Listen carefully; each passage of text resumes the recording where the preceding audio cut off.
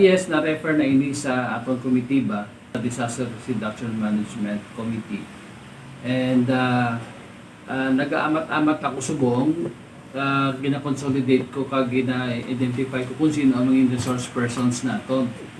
Kay ang tuyo naton sini nga sa nasanto man sa Republic Act 8485 as amended by Republic Act 10631 ang ginatawag na Animal Welfare Act, no, nga kung pwede holistic ang pag-protect sang aton nga mga ang approach holistic, comprehensive, integrated kag proactive dapat ang aton nga pagtubang sang disaster in relation also sa aton nga mga kasapatan.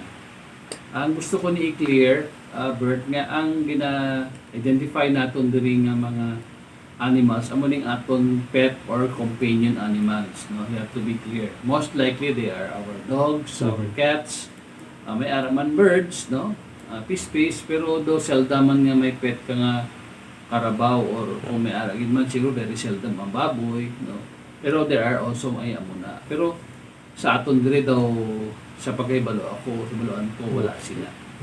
So amo ini nga bala mo madamo sing cases sitwasyon nga hindi magharalin ang mga mandatory nga gina-evacuate bangod kay ang ilang kasapatan na mo ilang ginaulikid. Number 2, may instances man nga kung nag-evacuate na sila pero hindi nila madala ang ila ido o turing kay again nagasamo man sa mga human nga evacuees. So nag-create sang animosity, no, pag-bais-bais, siyempre ang ido ka-stress man da kay upod nila sa isa kwarto like iba nga tawo kasagi taghol, siyempre ang ila man nga ang ila pagpupuy pag wiwi nila. So amo ni ang akong nakita nga dapat may separate gid iya kag distinct gid iya nga evacuation center kag considered man nga rehab center para sa aton mga kasapatan. Nga ideally kung pwede within walking distance man sang aton nga evacuation center. Safe sila, well ventilated, siyempre may tubig kag ma-taken care of sila, malayo man sa mga area nga mabutang sila sa risgo.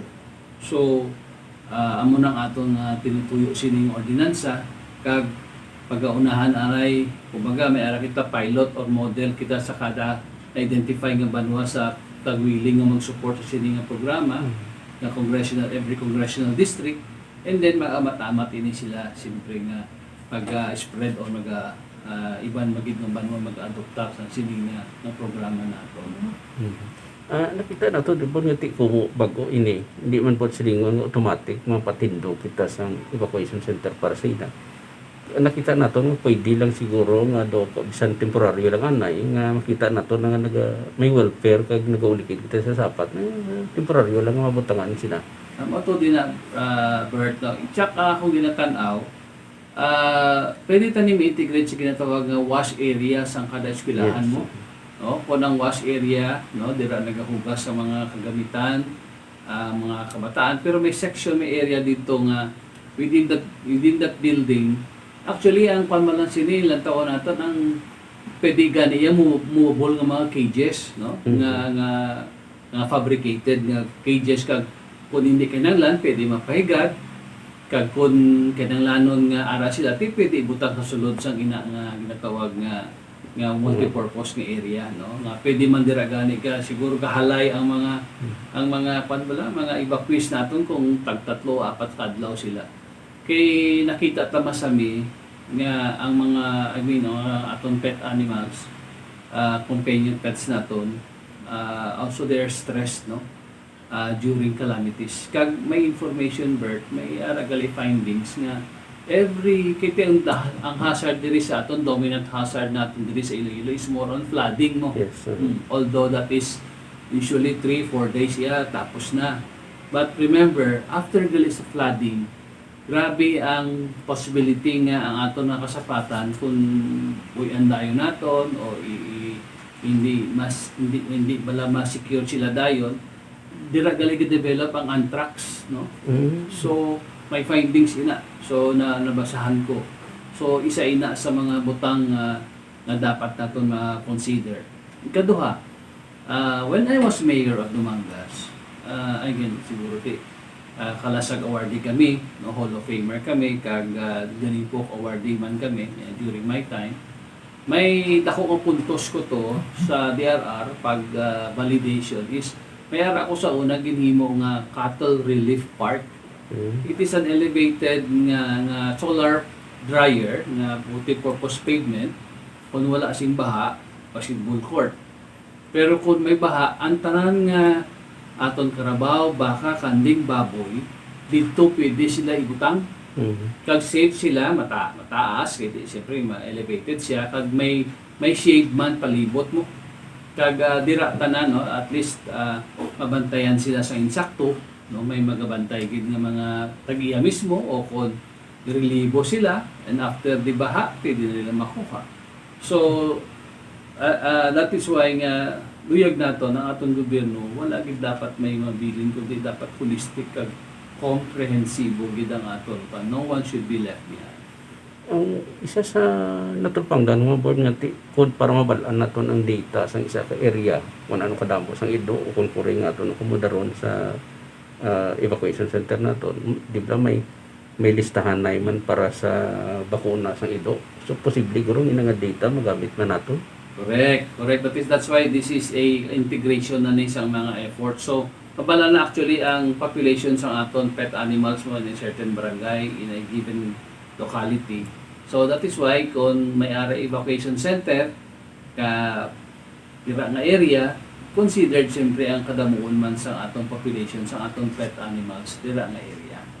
So, I am very confident nga pag-updan ako sa aton nga mga paupo sa Sangguniang, of course, with Vice Gov, I know she is also a Hall of Famer on Kalasag on disaster management program.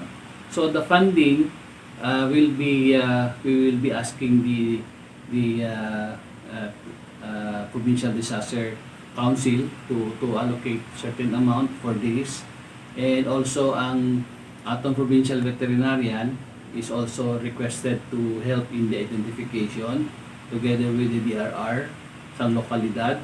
Kag siyempre ang aton nga ang mga kabanwahanan, no, ang mga mag-identify man sang area nga ideally ang atong engineering para makahimo sang design nga base pwede gani ginatawag nga collapsible, no, nga kung hindi kinanglan so ipahigad kung ara na aton nga kalamidad pwede na i-spread liwat ug ibutan dira nga area. So amuning pero ako yaga pati ako dapat may ara gid nga permanent gid later on, no.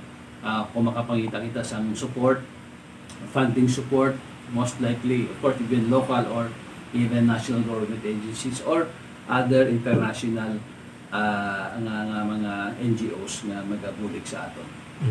Lastly board, nakita ta sa television damo sang mga sapat magbaha no pabayaan mabilin. Siguro masiling naton nga kung matigayon kag sigurado kung matigayon ang imong ordin sa makabing naton pinakauna naman ini nga ikaw yan naghatagid sang kabalaka sa aton nga mga pet sa nga parte sang aton nga panimalay. Thank you Bert, no. So yes, matudi na kay sa pati. Siyempre, companion pets naton daw kabahin na lang isang pamilya naton. In fact, ako personally, no, about 2 months ago, ang isa sa mga paborito ko nga ido napatay, no. So hibigid ako ya. Ang akon nga daughter sa Manila, amo man, no. So a pet lover, siyam kabilog na iya dogs. Akon sa balay 15 kabilog, no. But they are taking care of. May tao gid ako yung somebody gid care sa ila kag may budget gid sa akon silang ginakuan ko para sa ila well-being. So going back, na identify ko naman isa sa mga resource person base may ara pagid iban nga interested nga mga NGO tani.